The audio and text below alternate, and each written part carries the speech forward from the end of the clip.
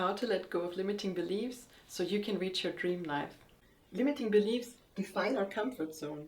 And whenever we want to leave our comfort zone to reach a better target life, we're going to be faced with all the negative emotions that are linked to those limiting beliefs. For example, if you are wishing for a life with more fulfilling friendships, and you might have a limiting belief that you have to earn the affection of others, then this is going to scare you into setting boundaries, into showing your true self.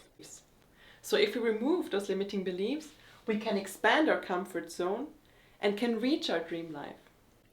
First, let's take a new perspective. We can consider our comfort zone and our target life as hilltops, where again, the higher we get, the happier we are.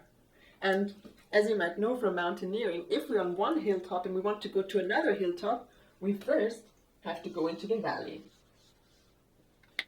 This means if we get out of our comfort zone, we first have to face a lot of discomfort.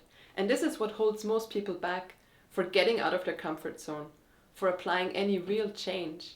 But it's just part of the process. There's nothing wrong with it.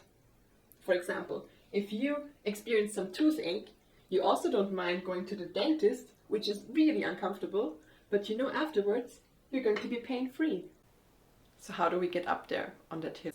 First, you set the intention that you're going to hike up this mountain. And what does that do? It actually activates this whole area of your discomfort zone. This area down here. You're saying, I'm going to go down there, no matter how deep it's going to get.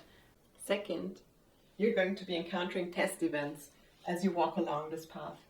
A test event is asking you, who are you? Are you going to embody your comfort zone that is safe, or your new target life that feels unsafe?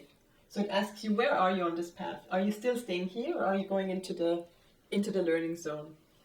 And if you stay with the safe path, nothing really happens, nothing changes. But if you go for the unsafe part, it's first going to remove part of this belief, but it will also come with an emotional release, which means you will experience fear, shame, guilt, whatever is linked with it. And that's what makes it so difficult. For example, a test event might be that someone asks you to do something that you really don't want to do. And your old self would do it anyway. But the new target self would say no. And if you say no, you will still feel guilty. You might feel afraid that this connection with this person is going to suffer from it. And this is the emotional release that comes with it. So this path is not easy, especially this first path when you have to dive into a lot of emotional release. So is there a way to make this journey more comfortable? Yes, there is. Tune in next time for more.